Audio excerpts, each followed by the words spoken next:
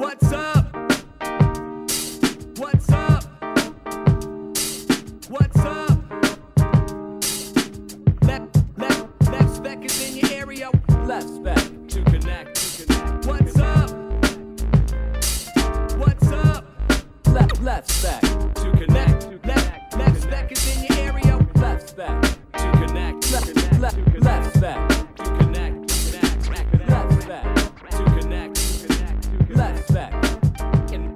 Connect. Yo, it's your boy Vinny. I came to the city to connect. Yo. Welcome to Lefspek Connects. I'm your host, Lefspek, and I am excited again, as I always am on Lefspek Connects. Today I have an old dear friend of mine and also an incredibly talented individual in the hip-hop and music scene in general. This individual has produced, well over 100 tracks. He's recorded many artists. He's supported many artists in education and in musicianship. And dude, his name is Riksha, aka Patrick Bardos. For those who don't know, well, my flow goes wherever the wind blows. Through stones cold in this city old, I feel the rain take hold of the street again. I watch it free, sheet and plain begin to snow. As I refrain from causing myself pain, remain within my home. Complain of typecast, spoke preaching T.O. instead of Toronto, causing all your minds to slow to a grind before the end of the show. And all I hear from the back if you delve into the stuff this guy's done, you will be thoroughly entertained. So welcome, my dear friend Patrick Bardos, to Ascension Studios. Thank you, Vince. Man, it's been a long time coming. Yeah, well, you are no stranger to this room. You No, know that. that's one thing. I This is definitely the spot. feel like this is a second home for me as well. Yeah, you've helped me tear it down and build it up a few times. You've probably done the mastering for at least two projects of mine that I've been working on, at least help with the mastering. Yeah. Always willing to lend an ear and an educational moment. I've recorded a bunch in this room. Yeah. Not just your material, other artists too. Yeah, this is actually a magic room, just like any other studio. This is where the magic happens, and people are like, "Oh, I love the studio. It's where the magic happens." This is definitely a magician's tower, if anything. Oh, awesome. That's a cool way to put it. A magician's tower, yeah. So you've been making music. It's got to be, it's always scary when you get to our age talking about how long we've been making music, but what would you say, 25 years? Maybe longer? Technically, 25 years, yeah, definitely. Wow. I started playing music when I was 6. I took my first piano lessons from 6 to about 11, and got all my theory and learned all that shit. And then when I got to grade school, or like middle school, the option of a new instrument came along, so I picked up the drums. Played drums for 2 years before getting to high school. And then So then in high school, I'm playing drums, and I already can sing. I've been in the choir for years, and I know how to play piano. And it's like, well, I want to challenge myself again, so I took guitar. And so now I could play guitar, and then, that just led to bass. And so by the time I finished high school, I'm playing guitar, bass, singing, playing drums, and pretty much being an all-around musician. So, wow, yeah, that's amazing. That was like, each instrument kind of led me to the next part of my adventure, right? So. Yeah, I remember you telling me a story about one of your first pieces of music that you put out actually did something, was part of a musical score, or part of an award or something. Tell me a little bit about that story. Yeah, in a nomination. I was in my 20s. No, when I first started, I think I was 22, 23. When I first started making beats in Toronto and doing stuff, I had a roommate that went to Centennial College. His name was Paulie Lampa, and he was putting out a student film.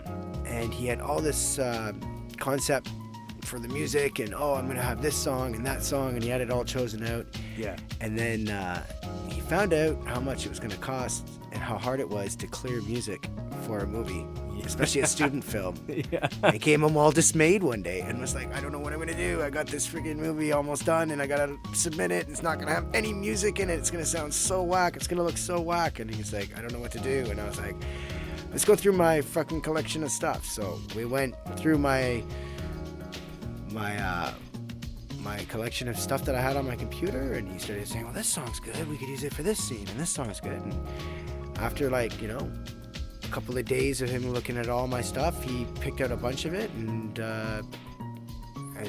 they used it in the movie. And I kind of never thought anything of it, like in the sense of, oh yeah, this is gonna be a great break. It's like I did a student film, right? And most student films never see the light of day, but these guys were really tenacious. So they put it in a whole bunch of different film festivals and stuff. One of them being the First Take film festival. It was like a small little film festival, and during the Toronto International Film Festival, they have like different categories and different things. And one of the things was this the First Directors award and whatever, right? So they put it in that, and we got nominated.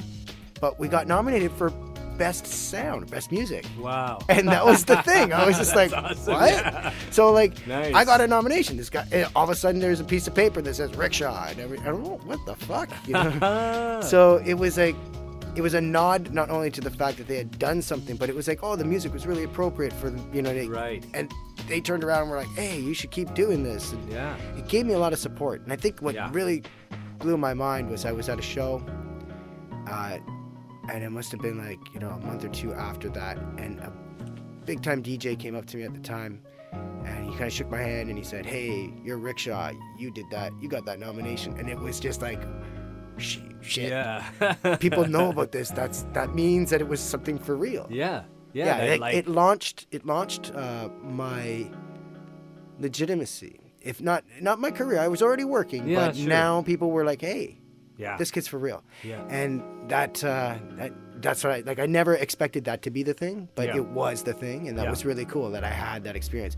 And that's why I always tell people, do all sorts of stuff. You never know what's Yeah. going to be the thing that pans out for you. Yeah. And when it does, then you're going to be like, I'm so glad I did that. Yeah, man. It's important to be various and and not pigeonhole yourself as to what you do and don't do and what you get involved in and don't get involved with. Like, be willing to be a beginner in a lot of, even if you're a pro at one thing, be a beginner at be brave enough to still be a beginner somewhere else. Like, maybe you're an awesome snowboarder, but you're not really great at tennis, but pick up that tennis racket and be the novice, even though you're a Exactly. pro And something else. And if someone says, oh, but you should focus on the things you're good at. Well, if you're not doing more things, if you're not diversifying, how are you ever getting any better, right? Yeah, that's right. I kind of always have one thing that I'm doing that I'm really shitty at still. Yeah. Like, I can't imagine what that would be at this point, but I believe you. Oh, I'll tell you right now, out of respect to everybody I know in the Toronto hip hop DJ scene, it's DJing. Yeah, DJ. I just want to let you all know, I am the worst DJ. I wouldn't say so.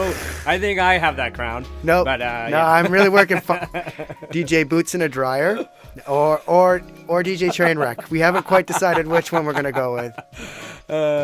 Maybe we could both have one of those names and we could call ourselves Rex and Dryer. Rex and Dryer. Awesome. These guys are terrible. Yeah, Why okay. did I pay to get into this place? All right, so tell me I thought about this was going to be good music. Tell me about this name Riksha. Now, for me, I can't believe how much it is fitting and suits your path as a musician, but also as just a person who like reaches out to people and says, "Hey, you got talent. You should do this. You should record. In fact, I will record you, or I will put you on stage, or I will introduce you to somebody." So you really have become somebody who pulls people along and helps people get to where they're going. So, but Riksha's, the name has been around forever. So when did you decide it was going to be Riksha? I didn't decide. That was given to me. It was never a decision. Like a true moniker. That's right, how it's supposed to be. I created my name. Right. I was lucky. I had He some guy. actually was given his name like you're supposed to. In the street, you're supposed to be giving your name, never giving yourself your own name. I worked at anyone a doesn't know Kelsey's when I was 20 years old, and at the time I was just a cook, and I wanted to rap, and I would rap online, and there was a DJ that worked there, this this black guy named Ozzy, because that's a normal name for a black guy, Ozzy. Ozzy, yeah. All I was thinking was like, what? Like Ozzy Osbourne? But then I found out Ozzy was short for Osmond, and that was a real name. So Yeah, like I was that's a being really decent- like retarded. that's a Things I didn't multicultural know. name. Oh, sorry, I used a Yeah. bad word. I mean, I was being very close-minded towards the situation, just like I was there when I dropped. You the know, N-bomb. you're allowed to fucking swear on here. Oh. Do you know that? All yeah, right, all you right, can. This is okay. Lefspek fucking connects. Nice. I put parental advisory on all the covers so people know. Listen to Wow. the Mindbender Well, review that's again. fine then. Now how I don't many feel swear so words- bad for saying retarded. Count the swear words in the Mindbender interview. Motherfuckers, if you don't know, Mindbender is an MC. First and fucking foremost. I love it. I'm like, dude, you're awesome, man. I loved it. And you call him on the phone and he's like, hey, how you doing? It's so good to hear you, man. Yeah, but when you get him amped, when you get him man. going, Yep, yeah. Yo, peace, Mindbender. Yo. peace out to Mindbender. Yo, what's up, Addy? Yo. So tell me then. Someone gave you this name. Yeah, Okay. Ozzy gave me the name one day. It was actually kind of a joke. My name's Rick because my name's Patrick, so everyone Right. called me Rick. My mom didn't like Pat, so it was fine. And one day I was working online, and I used to have to run to the back and get all the food for the other chefs. Like, oh, we ran out of steaks and chicken and this and that, so I would come online and give it to them.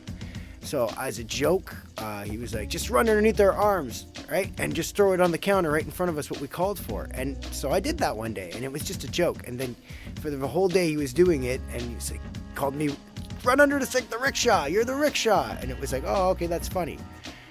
And then as it went on, 6-8 months later, he still called me that name, and I got myself my first residency at a hip hop night Cool, at the man. Beat Junkie Oh, of all yes. places. Is that where we met? I think. Or did we meet at the Hooch? No, we met at the Hooch. We met at the Hooch. No, we met. No, we met. I think we met there. I think we met at the Beat Junkie, homeboy. Yes, we did. Because Yes. I feel like you passed me the mic on a jungle track. Yeah, it was a jungle night. It wasn't even hip hop. This It was, was jungle, 1999 yes. and 2000. Where only the and finest hip hop MCs went. The Jungle Night. yeah, it made sense, right? Well, what did you rap your first hip hop lyrics at a jungle night? They just sound so fast. Yeah, I just had to really work it. That's right, man. So at the Paul time, Murray. I- Paul Murray? Yeah, this guy Paul Murray and me got our Yes, first yes. residency, and we were like, "Oh my God, we have a residency!" And these guys were like, "Come back next week, and we can rap over the beats." And we were like, "Oh my God, this is really happening! We got a residency!" And we're like, "It's not even hip hop, but we're gonna do it." So we did it, and it was like, "Oh, we need names." And so he went by Lynx, Nice. and then it was like, "What's your name gonna be?" And I was like, "I don't know." Well, everyone calls me Riksha at work because that's the name that Ozzy gave me. Sure. And Ozzy was like, "Yo, that's your rap name, dude." Yeah, and man. I was like, "Okay, dude." So that's yeah. what I became. And then later on, I found out the word is a Japanese word, and my stepdad is Japanese. Wow, So to what a me, connection it suddenly had there. suddenly it had merit. Like, hey, Wow. I'm not appropriating this word. I was raised in a Japanese family since I was 10 months old. I feel connected to the Japanese culture and my stepfather. So if anything, it's an ode to him. Yep. It's an ode to where I come from and who I am. Exactly, And then yeah. the word means jinrikisha, translates literally as manpower engine, and that literally tells you exactly yeah, what it yeah. is. It's a one-man powered engine. Yeah, man. And it's like, manpower vehicle. Sorry, that's what awesome. it means. So Awesome. to me, it's like that's what it is. I'm a man. I power the situation on my own, and I'm just a vehicle from get you from A to B. And that's all the rickshaw's ever really been. The promise of what I can do for someone has been on that singular level. Like, hey, I'm a human being. I'm dealing with you on a human level. Yeah. So I'm going to take you as far as I can. Yeah. And in that sense, that's what a rickshaw runner does. Yep. He runs you as far as he can, Yeah. and then he lets you go. Yeah, Okay, and this then is you where get I out get and in, you and get to your I got you destination to your destination, right? And So if you for- need to go somewhere else, you might actually return to the rickshaw, which we never were just know. talking about earlier. And I gotta tell you guys, like it's no exaggeration. Like Patrick is a fountain of knowledge when it comes to audio recordings, delivery, performance, all that stuff. Even musicianship and instrumentalists. Thank you, man. Dude, man, seriously, the first hour he was in the room with me tonight, he was showing me how my gear worked and showing me what everything meant. And I, it's such an invaluable friendship and relationship to have when you have someone in your life, and we all have them. It's like the people in your life that like have gone that extra mile to get technically sound about stuff, have like don't hoard their experience and knowledge like some sort of like, treasure that they will not share, but that is actually free with ideas, and the man listens, which I think is an amazing thing for a talented guy. It took a long time to learn to listen, but I think I learned to listen when I became an engineer full time. Like when I stopped performing and just started working in the studio full time. That's when I really started to listen, because I literally was listening all day to people, but they were saying one thing but meaning another. So I learned to read people and the psychology of the artist and the artist mind state, and learning to work with the artist and say what the artist needed to hear and what they sometimes not needed to hear to motivate them to get. You've taken some lumps too, right? Like artists, we're not fun people to be around when things aren't going well. I used to have a joke about my name. Like, actually, it's kind of based off something that we did together. We had an album together, Vince. We did? Yeah. Oh, yes, we did. Yes. Punching Bags and Vicious Hooks, which is actually a play off of our initials, right? PB and VH, yeah, right? That's right. And I said Punching Bags is PB because at some points I felt like that for people, and the other flip of that would be Perfect Being, all right? And that was that was either where they put me on a pedestal, right? Like, you're always you made me sound so amazing. Yeah, and it's like, great, now I gotta live up to that every single time. And then when I didn't do that, then I was their punching bag. Yeah. Then it was like, you failed me. Yeah. And it was like the worst thing I could have ever done. You're slowing down my career by 2 years, kind of attitude. Like, I've had that conversation. I believe it. I've probably heard of it, and who knows? I may have even dished out something along those lines too. But I think this is what every artist, engineer, or artist producer relationship has in its wake. At some point, the artist and the engineer, or they don't see on the same level, right? And I've had that, but I've also learned how to work with that, and over years how to diffuse it.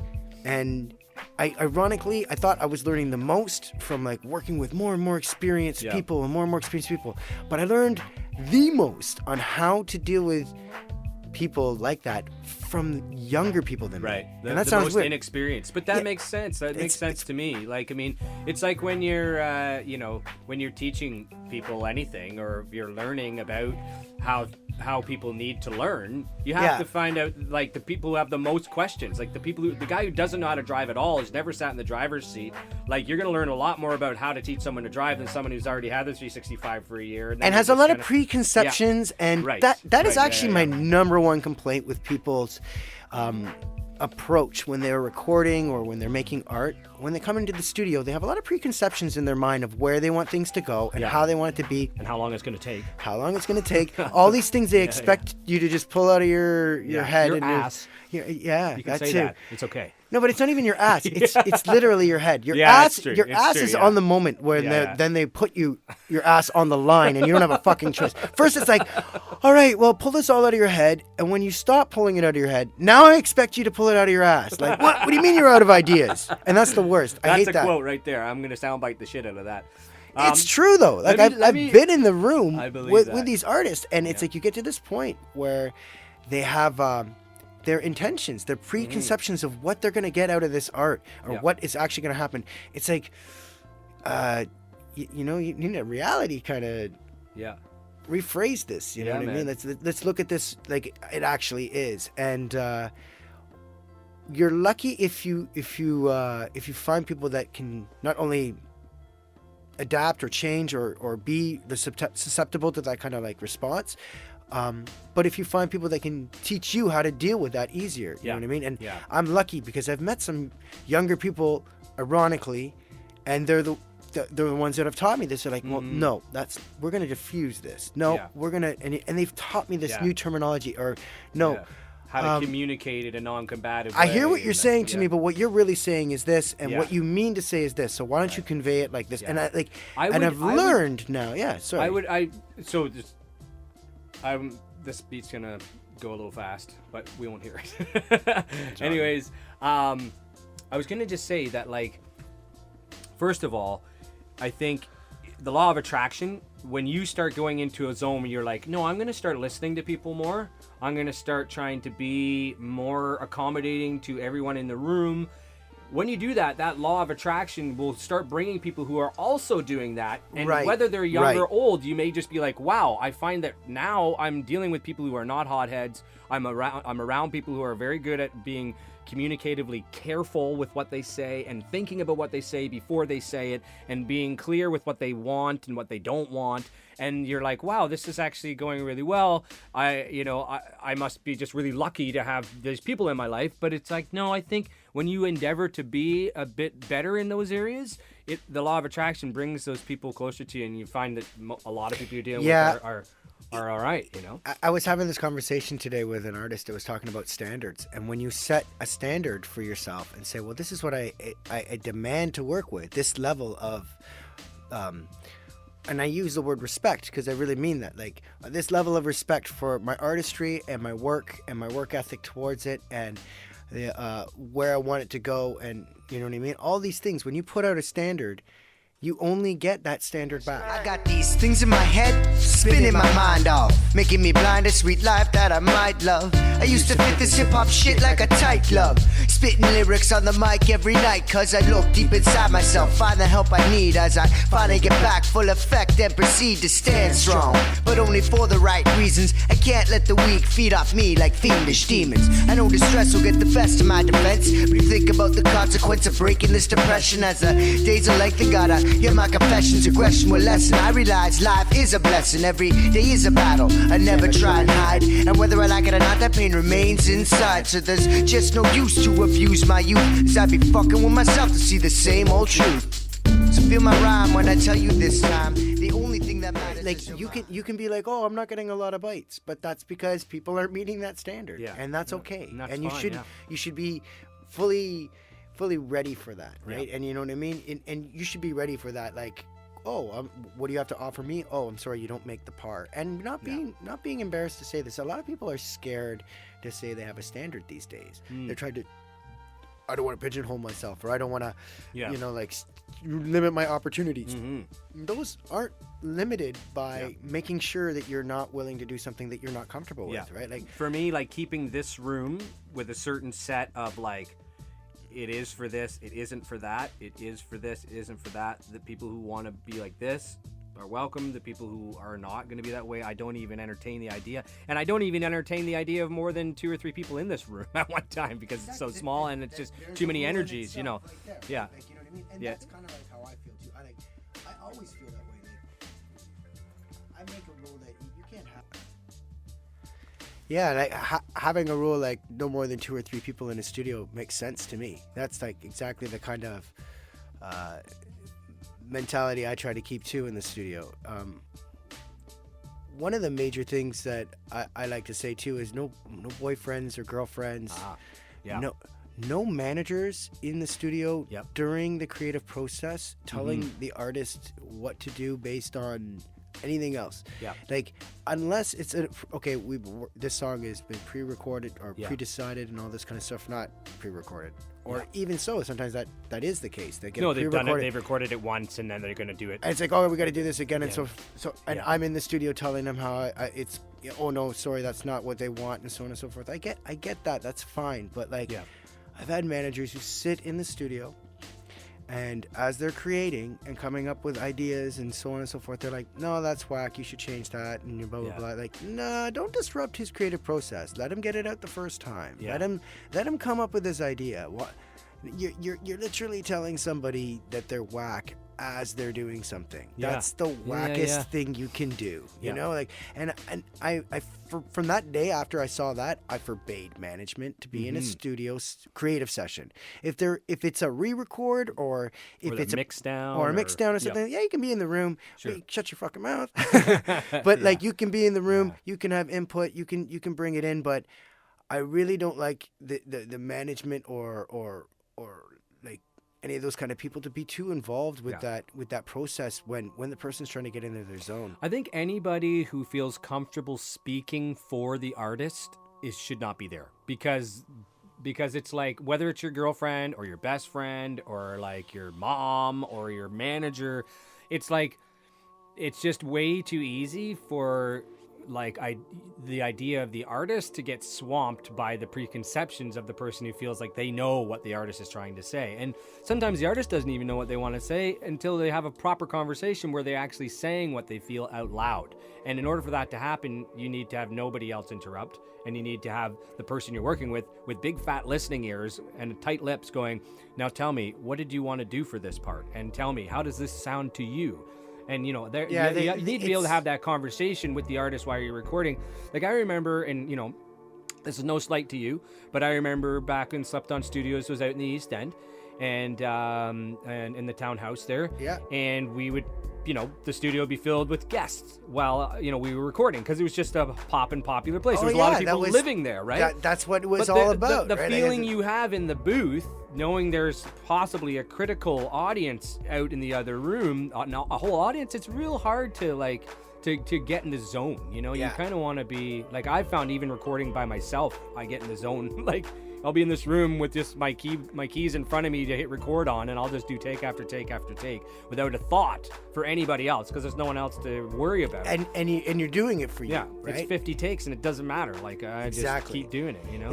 It was at Slept On in the East End where I started to learn that aspect of kind of the vibe. Yeah. There were artists at Slept On during that time that would lose it if somebody came in the room while they were mixing, recording, all that kind of stuff. No names, but I remember doors getting slammed in faces and like people leaving in a huff and like, oh, I'm gonna kill that guy and this and that, and like fights breaking out over this shit, like over. Especially in hip hop, come on. Like, but it was like he was talking about me. That was the biggest thing that kept down there. Yeah. Any MC that got in the booth and did a diss about the nameless MC, some other guy in the room would be like, he's talking about me. Yeah, how can that not be about me? Or he doesn't want me to be listening or be in the room because he's talking about me. No, he doesn't want you in the room because he doesn't want you to steal his awesome rhymes. Like Shark Tank, man. Yeah, exactly. Like I learned it backfired on me. I was like, this cross pollination was a good idea at first, but you can't make everybody be respectful and friendly towards each other's art. Yeah. And at the end of the day, to respect each other's art and so on and so forth, you got to deal in smaller groups. That's true. And I went back to the smaller group model and had a lot more success. Yeah. There was nothing wrong with what I had going on in the East End, but the Slept On East End era definitely was a... There's a lot of turmoil there. There's a lot going on. It was a lot of conflict, and I was facilitating a lot of it because I had it all happening under my roof, right? So people all met up at my place to have their arguments. It was great, nothing better than building a house that I built. People can fight in. The house that people fought in. Yeah, this is it. Well, I'm gonna dial you back there because the nature of our friendship is to have tangent conversations, and I love it, and it's great for the podcast. But we've made reference to a few different recording locations and a few different things you've done. So I want to go back. I want this to serve as an encouragement to any upstarts or anybody who's been doing it for a while. Like, man, where am I going with this?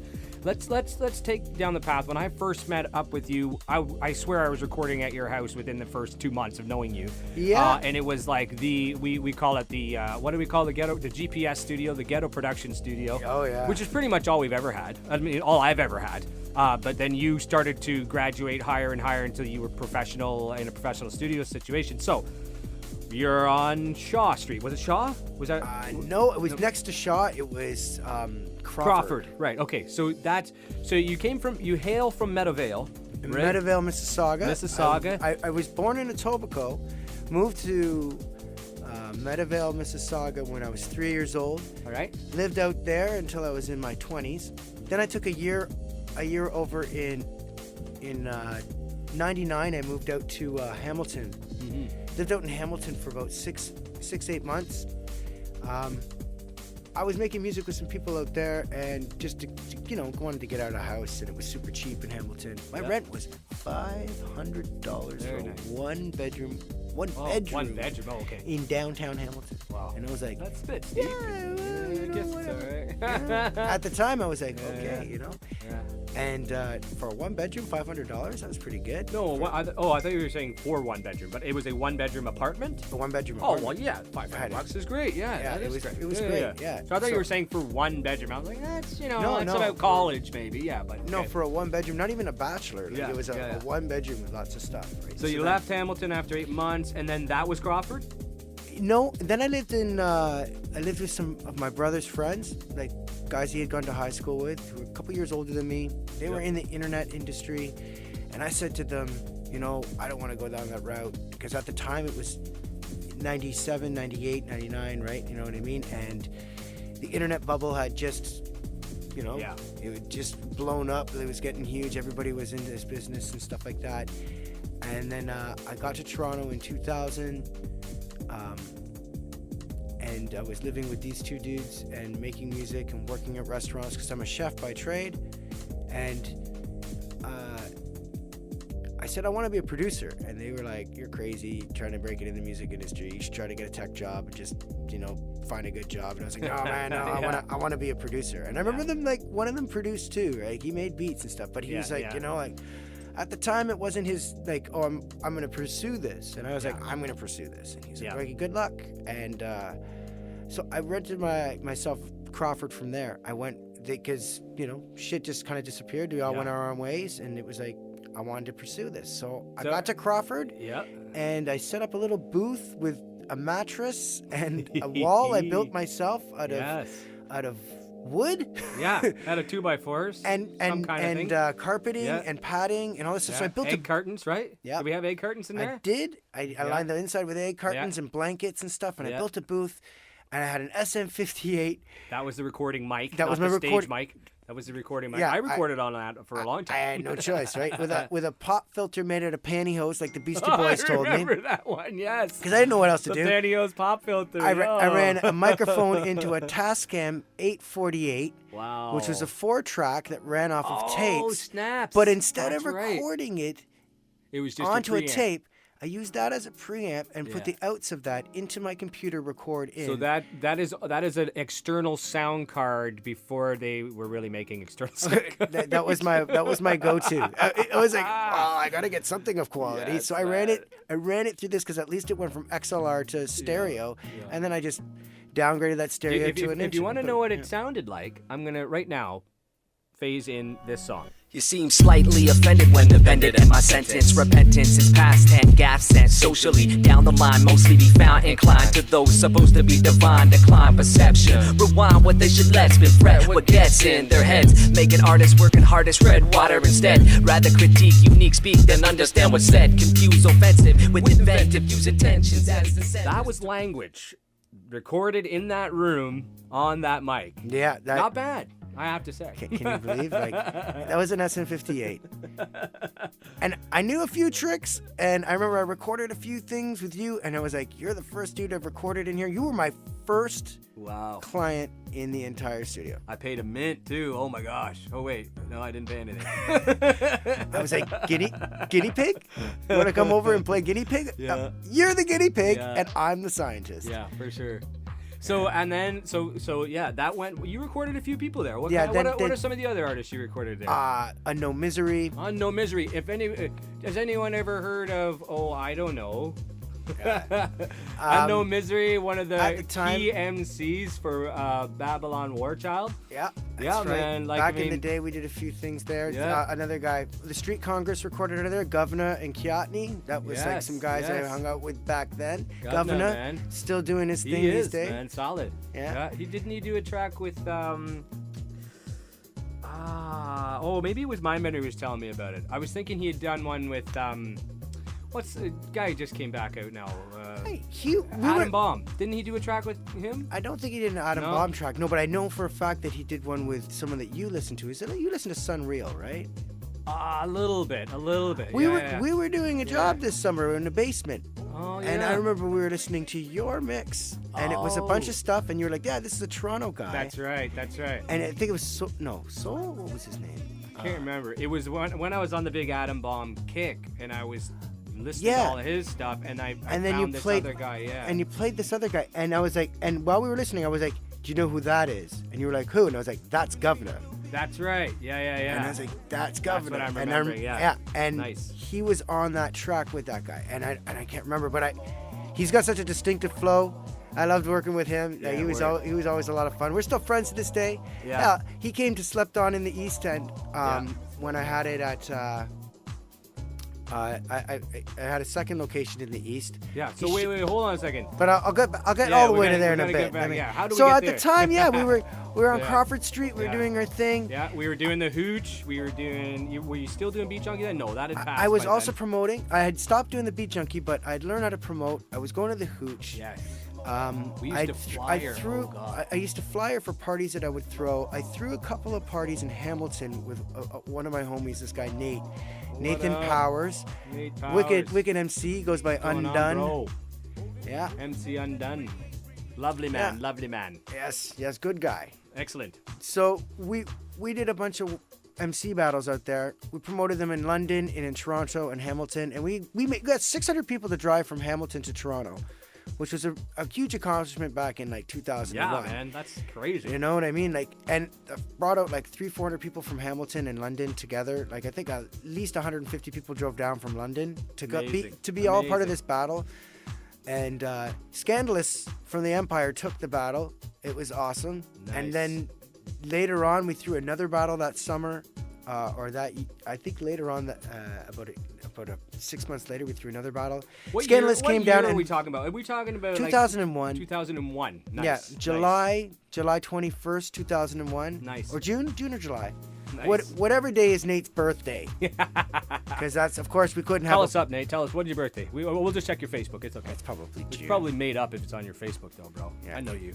Yeah, he You makes up ain't, you ain't giving him everything. nothing. Yeah, the Nothing. government's not finding out nothing. Yeah. So how did you end up leaving Crawford? In a blaze of glory, or actually went Schitt's down, Creek? down in a burning inferno. Yeah. I was running a promotion company for a while, and had a bunch of us were running around handing out flyers. Everything was going good for a while. That was the age of flyers, when you could hand out flyers for clubs, and this was actually a paying job. Yeah. So I organized teams, and we did all the different clubs. We worked for all of them, and I had a bunch of money in the house for all the flyer people, and Hustle. I went to the store with my mom's I went downtown to register some business stuff so that we could do it legitimately. And when I got back, ironically that day, someone had robbed us. One of the guys I worked with, I'd left at home. I didn't think anything of it. He had gone in and found the money and took Just it. Now, I never found out who How that much was. money are we talking about here? A couple of thousand. Yeah. Set us back, set me up like having to pay all these people out of pocket, shut down the company, kind of screwed me over, had to move back with mom and pops. Wow. But while I was Big there, setback. yeah, Big setback. huge. You are no stranger to these oh setbacks. no, that was number one. Yeah. Yeah. But that caused a couple of friends to say, hey, you know what? You're a dope individual, and let's keep working together. And that was Nice. these guys, Bubba Sean and Cousin Joe. He goes by Mega Sean now. Okay. Mega Sean, that's cool. And Cousin And Joe that's- still making music. And And these that guys, crew is called Cryogenics. that's right. And they were one of Toronto's most well-known street Anybody- hustlers. Everybody had their Anybody who CD. did hip hop in the 2000s in Toronto knew Cryogenics, man. Their live set was the dopest, man. And That's I was so lucky good back enough and that forth. I'd done a couple of showcases where they were on it, and they opened up for Empire. Yep. After Scandalous took 2 battles, I was like, Scandy, you gotta get your crew to help me do a show. And he was like, okay, we'll do a show. So we put Did on a show. Scandalous let you call him Scandy to his face? I think I called him Scandalous all the time. Well, you know, me and Tony Sorry, Ranks. Scandalous. Sorry, Actually, man. and that's not Let's, even let's his. continue to call It's him not even Scandalous his. then. It's not even his name anymore. He changed his name too. Now he goes by Tony Ranks. Much respect to Tony Ranks. Much Yeah. respect, Tony Ranks.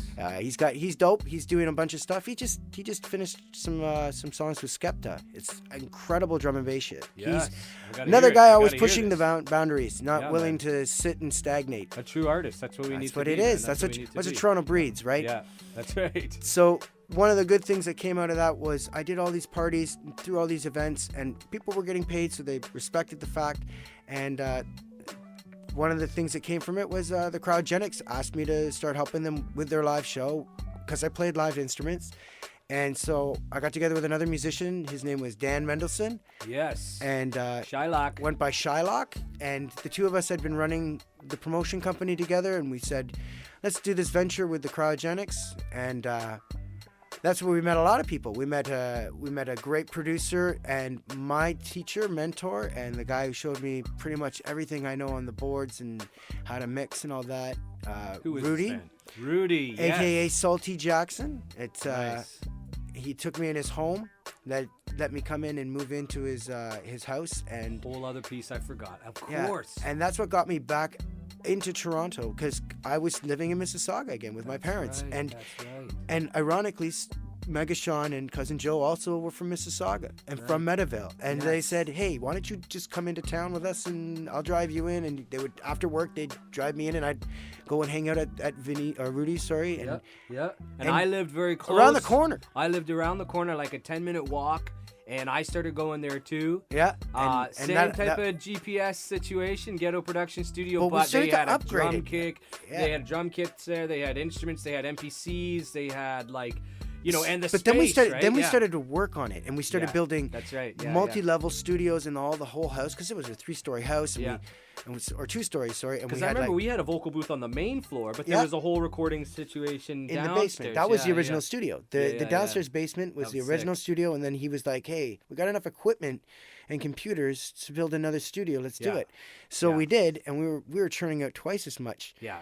And the beats were coming the out like irony, this was a crazy, yeah. precursor for something that me and Rudy would do years later again. Like, I awesome. didn't realize that this was going to be something that would repeat itself. But Yeah, this was yeah. the first double studio that me and Rudy Wow. had together. Yeah. And so from then, we recorded a lot of people there. I met DJ Dopey in that house. I Awesome. met, I met a lot of people. Yeah, it was a really moving and Grimace shaking Love kind of place. and Nice. Danio and all of the All guys right, Danio, yeah. in Monolith used to That's to right. come through and record. Yep. That was a huge honor to meet those guys there. Yep. Because I still to this day, Danio is like one of my favorites. He just released his Yeah. album 20 years later. Yeah, that's Sick. it's Dear Had the Hip big Hop release 20 years party, yeah. later is like got to be one of 2017's best releases. That's awesome. Yeah, so in that time, like, this is only 4 years after he had released the original Dear Hip Hop, and Yeah. like, he was well known. He had been doing his thing, and I remember I also met quite a few MCs that like kind of started to influence the way I wanted to pursue music, and producers too, that it sounded like how I wanted to sound. Yeah. So I think I put together my first real crew there with you, yeah. and Yeah. Undone from Yeah. Hamilton. Yeah. And do we go as Rhyme Travelers from the get-go, from there, yeah. Because we recorded Forget It.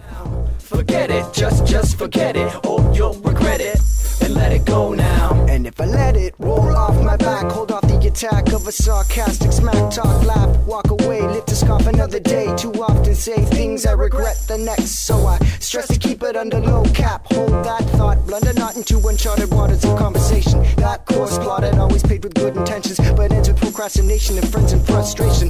Like the kind when you're waiting in line, facing charges for the crime, accused of wasting time by the music patrons of mine. When the name is And we combined, recorded Keep It Down. Keep It Down. Well, no, we recorded Keep It Down, believe it or not, where you lived with Shylock up Yeah, at the other that's place. right.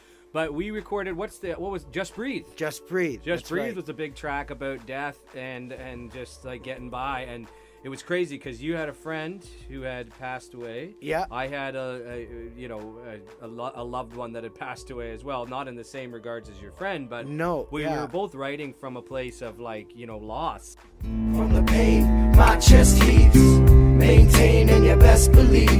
Gotta find a way for the stress to leave. Again and again, you just breathe. once you know in this life there's no planning, then understanding isn't wasted. Jamming in the basement, me and my brother standing adjacent to each other. Regardless which of the ancient faiths we've discovered and chosen, we all relate that patience is golden. The hardest path taken is what makes you a soldier. So say to teenagers who can't wait to be older, stay sober. So Yeah. we thought it would be a good song, and then it took on even deeper meaning later. I remember we ended up releasing it finally when the Rhyme Travelers were a 4-piece. That's right. Yeah, With and both it Nates. yeah, and we had the second Nate join up.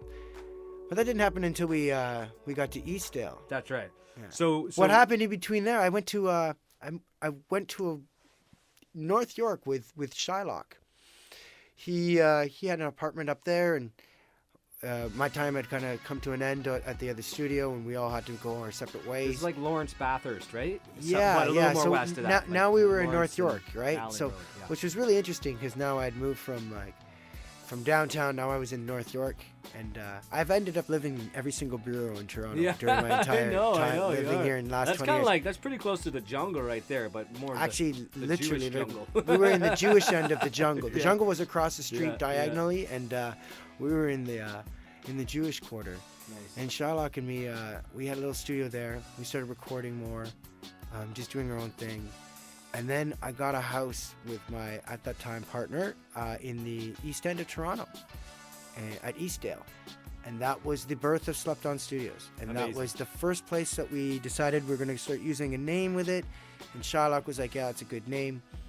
I lived there for many years. That studio was the birth of it all. And you know, and if I can just interject, like what you created at Eastdale, like, you know, picture this: it's a townhouse. The basement has been converted into a full-fledged studio. There's 2 computers, 3 computers, like shit's going on down there. You had set up the vocal booth is sort of in the, you know, in the laundry room. The in electrical room, but someone had turned into a wine cellar, That's so right, it was yeah. like all set up for me. Yeah, You know? but at the same time, you know, we have toilet flushing, so no one flushed the toilet when we're recording. Yeah, like, that was a big turn no-no. off the heat, Yeah. like all Or these you're things, gonna you melt, know, yeah. because we're using a townhouse as the recording studio. But MCs just started showing, like any day of the week, you could go there. The living room, you know, like would have anybody there would be an MC or a beat maker or at least into hip hop. You go there, I would go there just ready to rhyme, just ready to freestyle. And the vibe was just so good for anybody who wanted to just show up somewhere where everybody was doing this.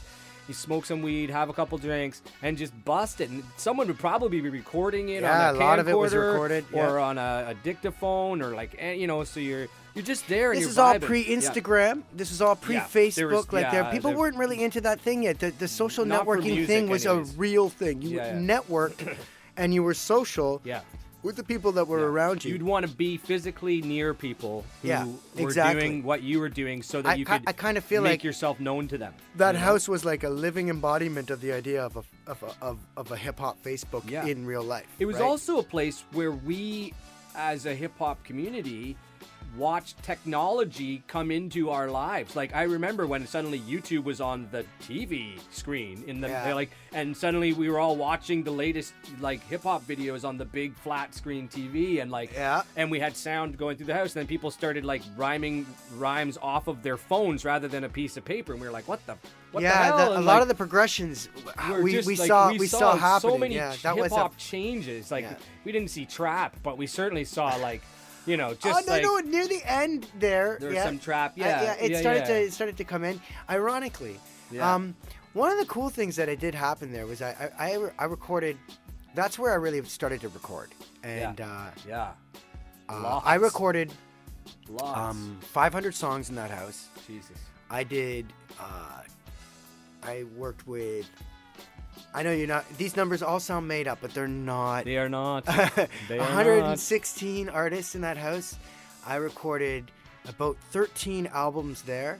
You were making a living. Like this was your job. Yeah, no, I was working 16 hours a day at one point. Yeah. And but I didn't do that alone. So right now I'd like to give a shout out to those dudes back in the day who made that all possible. Guys like Anubis, who I trained as an engineer and is fully fledged one of the better engineers I've ever had the opportunity to train. Like, is he still doing it? He's yes, still working away at it? Oh, yeah, he's Nice. up in London doing his thing. Nice. Slept On Studios London, as he likes to call it, which I have no problem him He him doesn't doing. actually call it Slept On Studios, does Oh, he? he does. No, he's That's got the awesome. love. He's got the love, That's awesome. and that's a cool That's thing. awesome. Yeah. That's what the legacy is all about. Yeah. I'm trying to create something that people feel like is part of them, of them too. That's and right. that the Slept On thing has never been about me. It's because if it was, then we just call it Riksha. And I Yeah. if I wanted it to be all about me, then Yeah. that would be kind of boring, right? What it's just kind of hitting me now is I know me and Addie were talking on the podcast, and I asked him about the syndrome that artists have, that they never feel 100% appreciated for what they actually do. Even ones who make a living at it, even ones who tour, even ones who are given their kudos, still there's a part of them that's like, yeah, you say I'm good, but you don't know how good, or you don't know how much I've given to get here.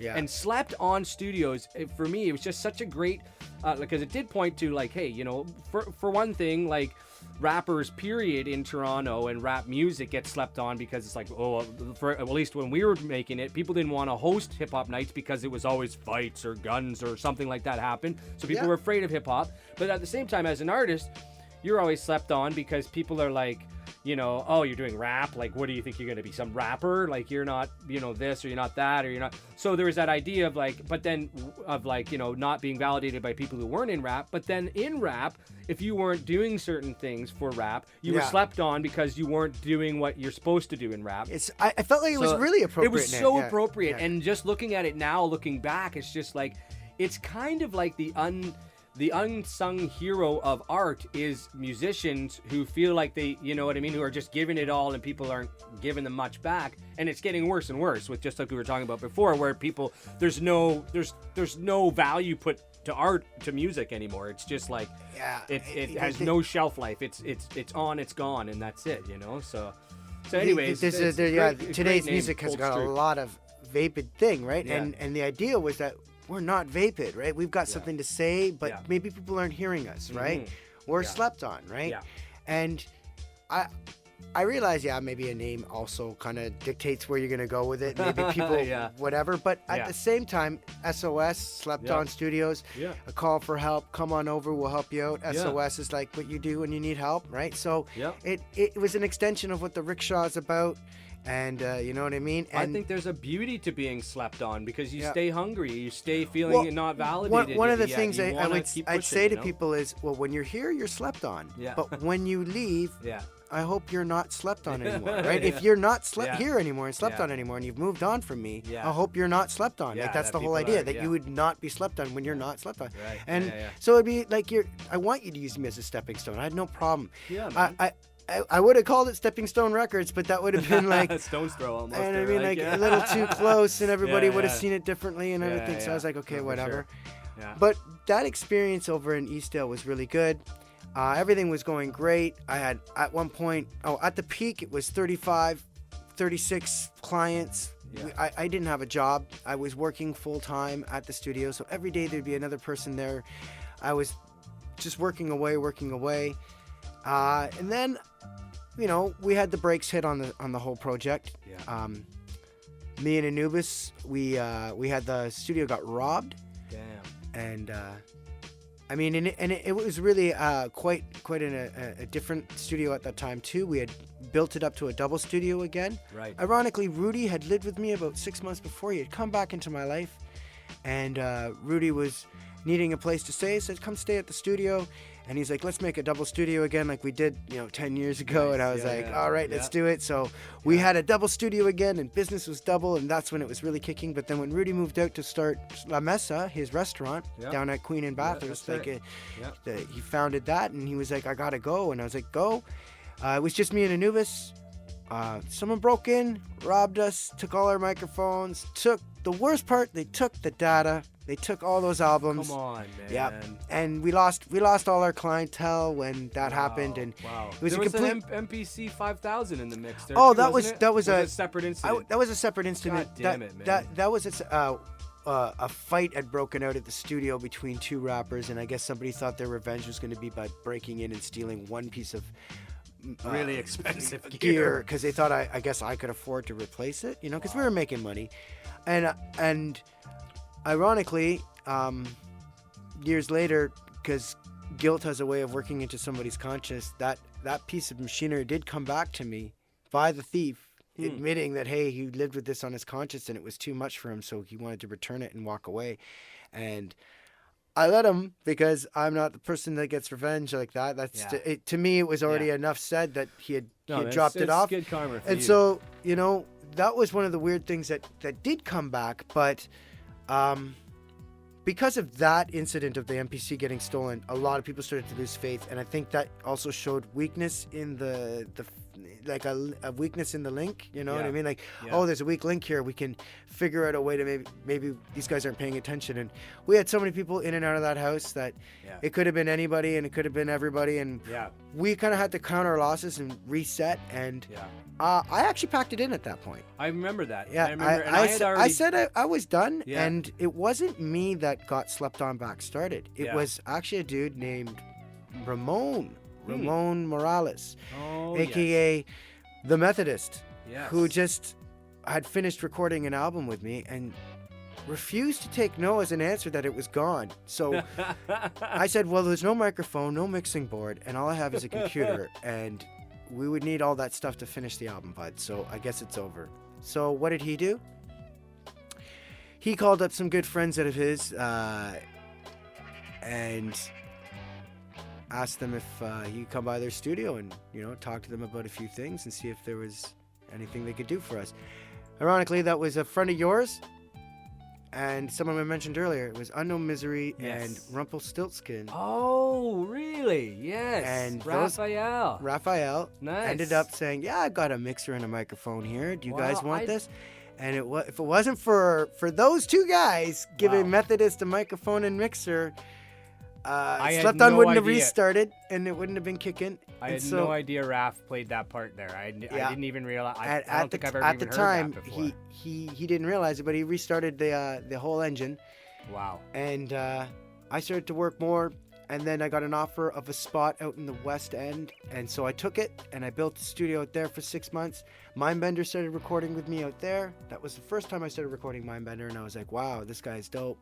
I've known him for 10 years. Just like we were talking about earlier, like I've known this guy forever. I've done shows with him, and I've done promo, and this and that, but I've never recorded with him, right? So finally, I out in the West End at the rehearsal factory there, we had a place.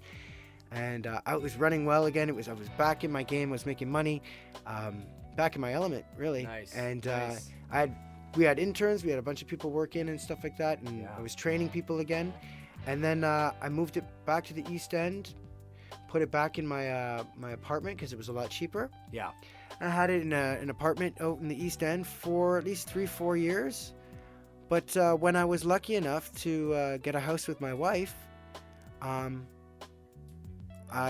have a new spot at my new house where I can move it in. Move a new studio. Nice. But a good friend of mine who had saved my ass and brought it back all together and decided that it wasn't going to give up on me, needed a place to live. So I passed it back to Methodist, and now Methodist is the proud owner of the East End Slept On Studios, as it should be.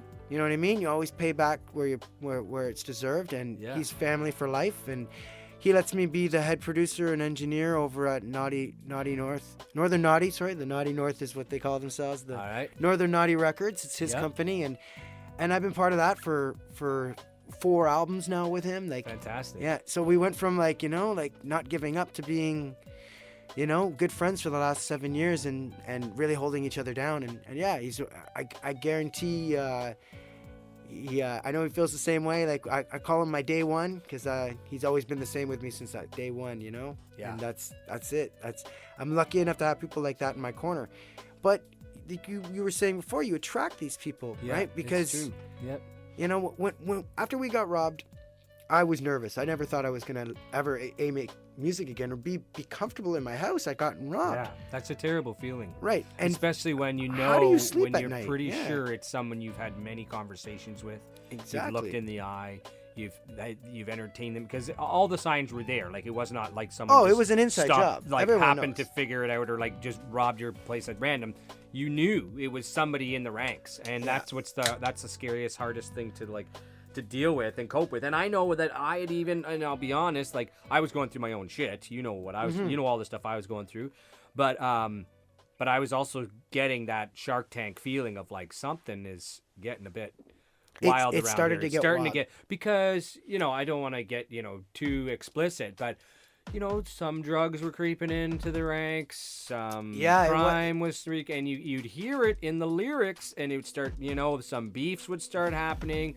murmurings of, like shady behavior. And when you got people on the microphone saying, I will rob you, I will hit it started you, to become a competition It's thing. starting And to, then all of you're a sudden, starting to yeah. get this like, hey, okay, all right. And, and then not to say that you could have seen it coming, but just. No, I but didn't. when- That but was after the it happens, then you're like, anybody who comes in here and is going to rhyme about robbing somebody, I don't want to hear them. I don't want them in here. It's like, it's kind of But freaky. I was lucky enough that there was, like, I'll steal the term. There was like collateral beauty from that terrible disaster, right? You know what I mean? That Sure. That I ended up with some very strong friendships with some people. Anubis and me are friends for life now because of that, definitely. But we also changed our business practices from there and changed the way that we approached it. And I remember, like, how do you go to sleep at night? And how do you make sure that you're not going to lose your shit while you're sleeping, right? You know what I mean? Like, one of the things that really like saved us is the fact that at the time Methodist was working a night job, so he'd finish work at like 11, 12 at night, 1 o'clock, and he would come over and he would sit up until the morning, until one of us woke up, and stay on the couch and make sure that nobody came back to take the rest of the equipment that they couldn't carry out when they robbed us, right? Because we still had some stuff. Yeah. But we were so scared that someone was going to come back and rob us even when we were asleep, and we didn't know what to do. Yeah. But this guy volunteered, but not even like, we asked him to do it. He just showed That's up. what he did. That was his response to the His situation. response to the situation wasn't, I'm going to leave these guys high and dry. He watched 35 other rappers say, oh, you got robbed, my stuff is gone, see ya, and walk away. Yeah. I mean, nobody wanted to be part of that. Nobody wanted to associate with us. We were, that was a bad thing. Yeah. But this guy... And I know you took it a lot on yourself. You blamed yourself. And I looked in the mirror and said, this is all my fault. And you then also felt like, everybody was hating on you, which is, how could you not feel that when you've lost when you feel you've lost their stuff, right, even though it's been robbed from you. Exactly. And I knew someone was only out there and did that to hurt me, right? So that hurt more. Yeah. But in that hour, instead of having everything like get lost and me feel like I was completely had no friends, this guy starts showing up at my house and starts showing me that respect. And then from there, helps me develop and helps me build back up and starts learning how to engineer. Yeah. My second great accomplishment of engineer training is Methodist. Like, this guy has taught himself how to make beats. He wanted to learn how to make beats so badly, so well. Like, he already did make beats, but he wanted to learn better, and I showed him everything I knew, and then he was like, I need to learn more. And so he found a really good producer, and he learned as much as he could from them, and then you know what I mean? And like, he would always be stepping up his game. And then he found another really good producer and said, okay, step up my game again. And he kept learning, and then he's like, yo, show me how to do this engineering thing. And he taught himself everything. I taught him how to record, and now he records himself. I show up and I mix this guy. That's what I do. I don't have to. The vocals are done. Everything's. I'm mixing now, and it's like he knows how to put together all the parts, and it's a self-sustaining situation. Like, I don't. Like, when everyone said, who are you going to give the studio to? Like, I don't think it was a question. It's to the guy that paid the most attention. Yeah. If this was a reality put it show, to the best use, if this was a reality show, like, he won it way back when he showed up on the couch. Yeah. I just been waiting to give him his just dues the whole time, right? Yeah, like, you know what I mean? He really panned out for me. Yeah. But He certainly showed his commitment in spades. Like, it's just and so many. and since then, like, chances set to show that. the thing that I said before, set the standard of what now I expect from a friend in this music, not just a client or a colleague. Like, this is think something that's kind of set the standard and made me realize that this is something that I should run with as friends. And now I'm surrounded by those friends again. You know what I mean? Like, I've realized that this is a, like you say, you attract these things to you. And right now I'm in a very good position because I'm happily surrounded by hardworking, like-minded, positive, mature individuals that are all on the same page. And sure, there's a lot less of us than those glory days that happened back in the day. Like, we couldn't really throw together a good house party with the amount of people we hang out with now. Yeah. But it feels like there's so many, like, just the quality. And the thing is, like, when we, this room holds 4 people, barely. But when the 4 people that come here, like you, me, David, and Addie, or you know what I mean? It's just like this hub of creative energy and free sharing thoughts and, like, non-inhibited sort of expression and stuff like that. And that's what, as an artist, that's what you want. especially when you're trying to get in a creative zone. You want to feel like people are listening, but also listening in a way that's like, whether I agree or disagree with everything you're saying, I love that you're doing this and you're making this, and that this is, and I respect you and your art, and I want to learn from you. So that's the kind of circles you're trying to be in. I figure you have to, it really is. You have to be the change you want to see, right? Like, you know what I mean? Like, that really does exist as a reality when it comes to this music thing. Like, if you want people to act a certain way towards your art, then you have to act a certain way towards your art. And you have to respect it and put a certain amount of level to it. And as soon as you do that, like we said, you're gonna have less people showing up, but the standard set is gonna give you the caliber of people that you want. Someone once said to me, don't charge for the clients you can get, charge for the clients that you want. And I thought, wow, that's very similar advice that I've received. So now I charge a little bit more, but maybe that's because I care a little bit more about who I'm going to be working with. That's right. But I'm lucky. Right now I've got, to me, I'm at the top of my game when it comes to really getting to work with people that inspire me. I've got my Bender's on the menu these days. Me and him are doing a lot of stuff. That's really cool. I'm still working with Methodist. I've got stuff coming out with Anubis still. He's working with his band called Stomping Grounds. Awesome. That's really cool stuff. I know you've always got projects coming out, and I'm always getting the honor of being part of it, which is really cool because years later now we've reconnected, and we get to make these new tracks even better, right? Like, all these years of experience come. Let's talk about your next big power move here. I understand. Well, I understand. I'm not going to make it like I don't know. I'm kind of on the board, but there's a record label now. Yeah, well, I thought, after 20 years of hanging out with like-minded individuals who understand the goals that are going to make someone successful, that I put together the right team, and actually bring it all together into a fruition. I've been asked to start a record label a ton of times for a ton of different artists, basically because I have a studio, and that's what every record label owner wants to have in his pocket, a studio that cuts down all your costs. But for me, it's been a conflict of interest to be a record label owner and try to run a studio legitimately. Right. Because it's in the sense that I'm favoring then the artists that I'm working with, that are signed to my label, so on and so forth, and I'm really giving them attention, and to the people that are just paying and so on.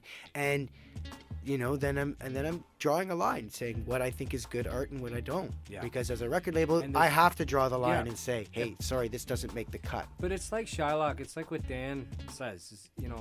There should be different people doing each of these jobs. If you're a recording studio doing great recordings, you're only going to muddy the waters if you're trying to do great promotion, great gig bookings, great payment options, great distribution.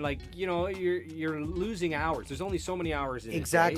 And when you start dividing yourself up, everything loses quality. It's like when you buy that $100 Ghetto Blaster in the 90s and it had every freaking button in the world on it, you were gonna not have the best heads for playing the cassette. But if you got the thing that had volume, tone, balance, radio, cassette, they might have put the money actually in the actual. The money's in the speakers. You know what I mean? Or it's in the head. So exactly. And that's I think a great philosophy where I think it was amazing foresight to just be like, I don't know, but I agree. With this label though, you have a real team mentality. Yeah, I knew that I was only going to be able as strong as my experience.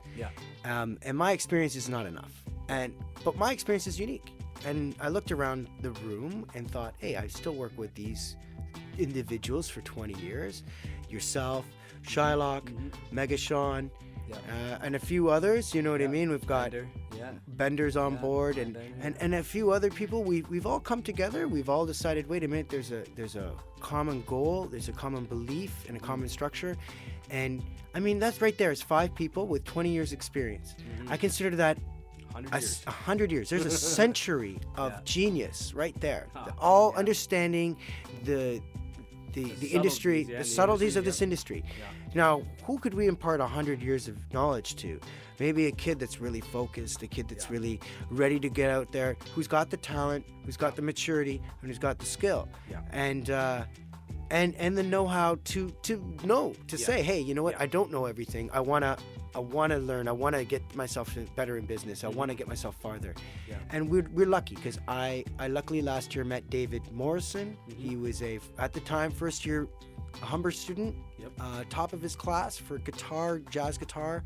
He could play guitar, bass, drums, Multi-instrumentalist, keyboards, and saxophone like a really beast. talented guy. And on top of that, he sings. He's a great singer. He's a great beatboxer, man. And a pretty nice guy as well, I gotta say. Yeah, balanced individual. Spiritually understands a lot of things. Mature for his age. Blows me away because he's the youngest of 9. And usually the youngest of 9 is either a big whiny baby who gets his way with everything, or like had everything provided for him by his like 8 majorly older siblings that take care of him like a whatever. But this guy had to, like, this is what I'm talking about, a young person teaching me new things. David has taught me more in the year that I've been hanging out with him than any other young person, because he is very balanced. He is understanding, and I think it's going to make him go very far in the music industry. When you're the youngest of 9, you have to learn to compromise, and you have to learn to negotiate and to get along with everybody, and figure out a way to do that without losing your identity. And this kid came out top notch. I have to say, whatever you other 8 siblings put him through, thank you.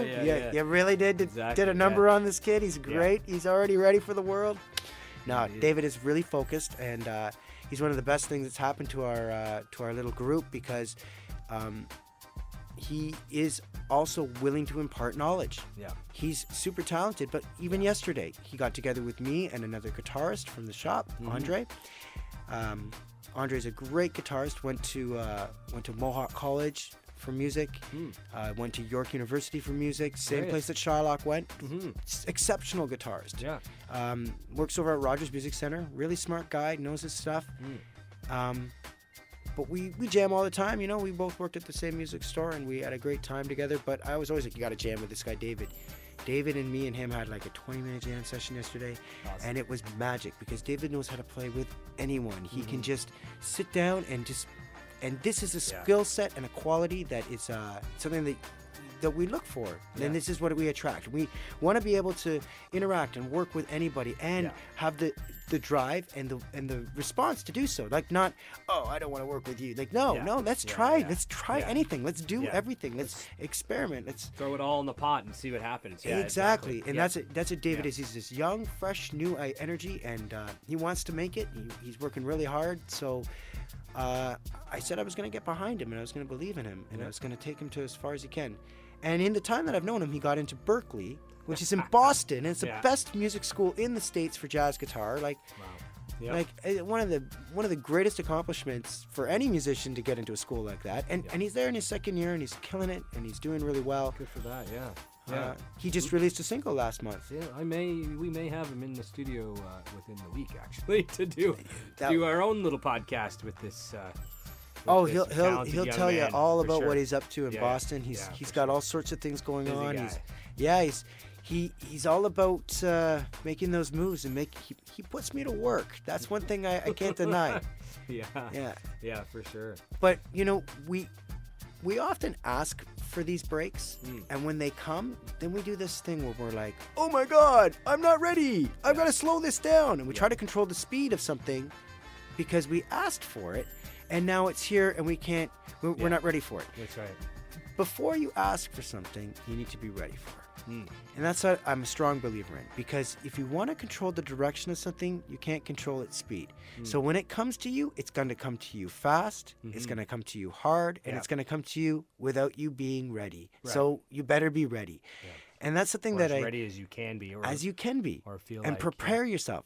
This is an attitude that I stress all the time with David. We review all the time, and all the time keep it in mind when we're working on things, that if we want it to go in a certain direction, when the time comes, we better be ready. You know what I mean? Because it's going to come way fast. It's always going to come like that. And that's why you prepare, right? But and then, you know, and that's it. I have always maintained that, like, I don't necessarily think that like getting to where you're trying to go musically is about like a constant upward build as much as it's a do your thing and always do it.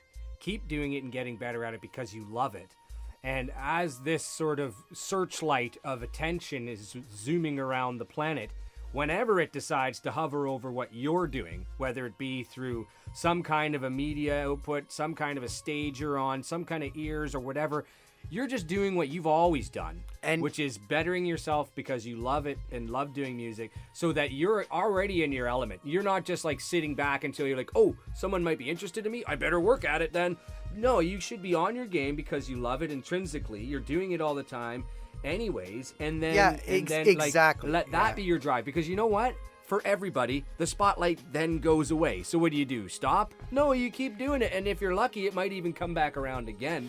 But I had this exact the bottom conversation, line, yeah. you just keep doing what you do, like a spider spins a web.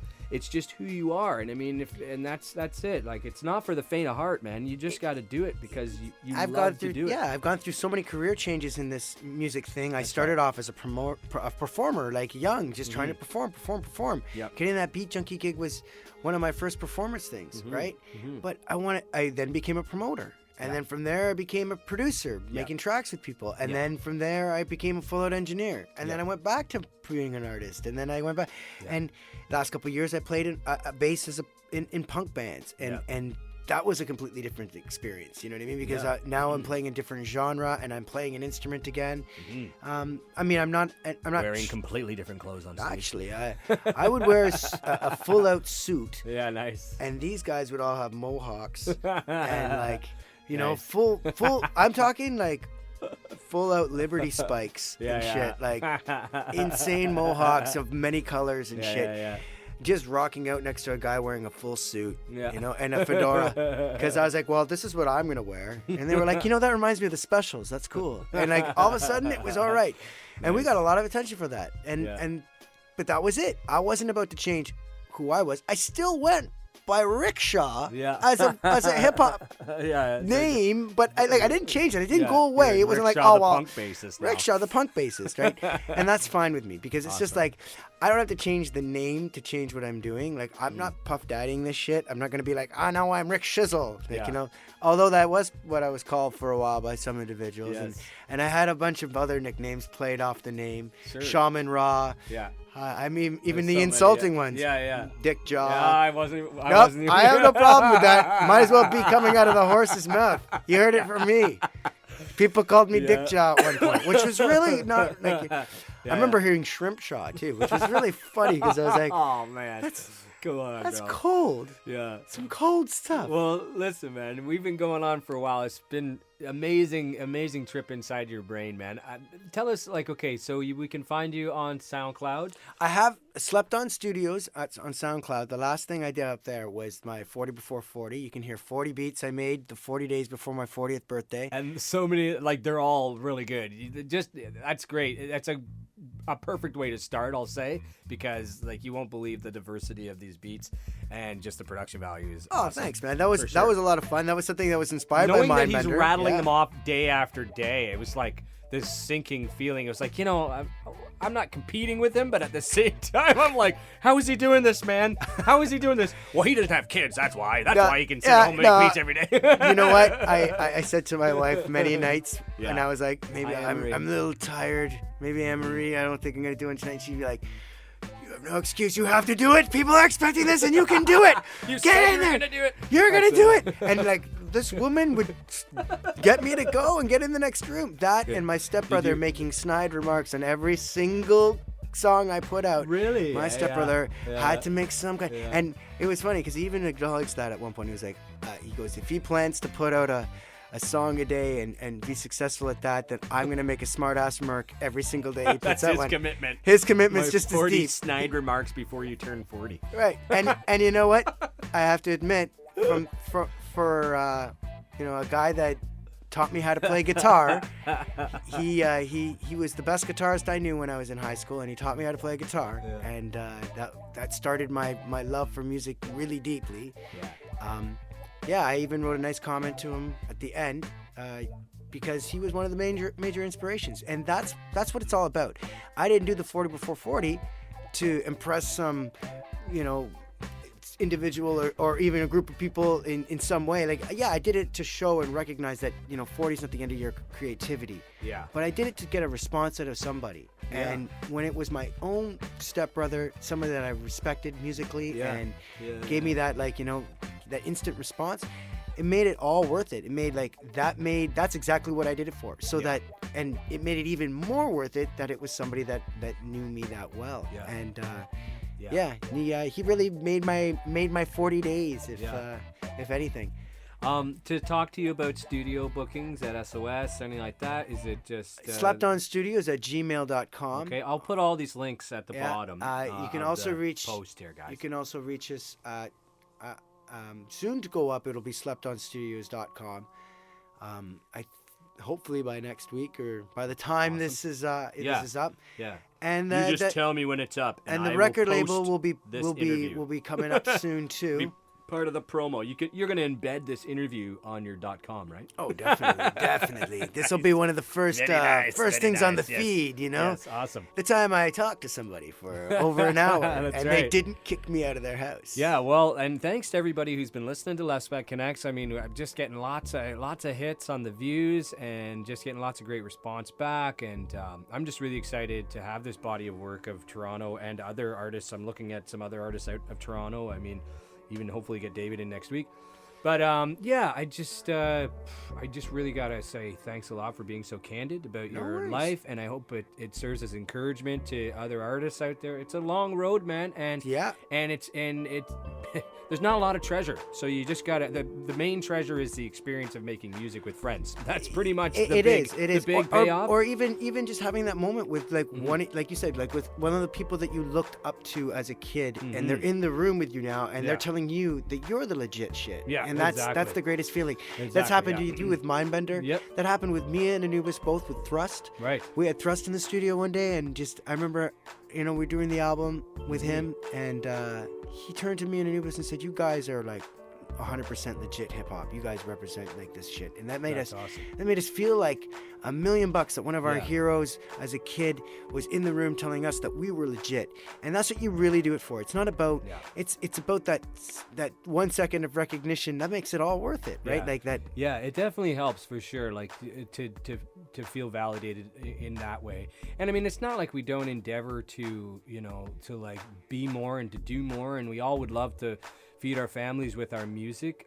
It's not a big reality in Canada, just especially not in our genre, but it's becoming more so that way as we start to figure out the new way of selling music and selling you know, your ideas. Yeah, the location thing's becoming less and less of a problem. That's right. And it's the fact that we have access to this technology and the fact that we have the drive. We're all the kind of characters that don't sit back and just laid back. We're all very meticulous about our art and very, like you said this, we're all type A's, you know, and it's about time that we start taking over and showing people what we're all about. Yeah, exactly. So yeah, man, the interview's been great. I really appreciate just like hearing about everything again, and definitely connected some dots that I had not connected, even though, I mean, the truth is, you know, me and Patrick, I mean, he's been one of my best friends for almost 20 years now. Best man at my first wedding. That's true. You know, I come to think of it, that wedding kind of went tits up. I don't know if you had much to do with it. Just joking. I started a fire under the altar that night. And no, but you know, and it's I have to also say, like, there's not many friends in music that I've had as closely bonded with as you. We were in a Rhyme Travelers together. We've seen a lot of roads. Did a lot of shows together all the way. A lot of shows, been through a lot of emotional stuff together, still going through emotional stuff, you know, but that's, I think, another big thing about music and music relationships is the music is this one road you're on that can be very deep and very, you know, explorative and take you places you never thought you'd go. But then there's also the whole emotional and family side, where when you're creating with someone who's been through you know, your divorce and been through, you know, whatever death and loss and things like that with you. Yeah. There's such another dimension that's added to that. And just so great to be able to share music with somebody else. So definitely want to just tell you how much I appreciate you as a friend and as Thank you. as just Same a goes for talented you. guy. Yeah. All right, man. And just want to thank everyone out there for listening. I think we're going to finish it off here and call it a night for this. We were still going into mix down mode on one of my tracks and doing some other things if we can sustain it. It's 1:45, so That's right. we will say good night. Good night. Tune in again to Lefspek Connects. See you, Riksha. My Riksha's players finally kinda caught me. The type of attention needed for me to drop with precision. So it's a given. I'm given a vision of every decision I make beforehand. God shook me awake, showed me the floor plan. Every door, every jam, every nook and cranny. He gave me understanding of what's in store for this man. That's why no whore can attract me or distract me from my true calling. And I'll be laughing while you're falling. Face first, tasting dirt and dust we leave you behind it. So now I trust you leaving the rhyming to the pros. And for those who don't know, my flow goes wherever the wind blows.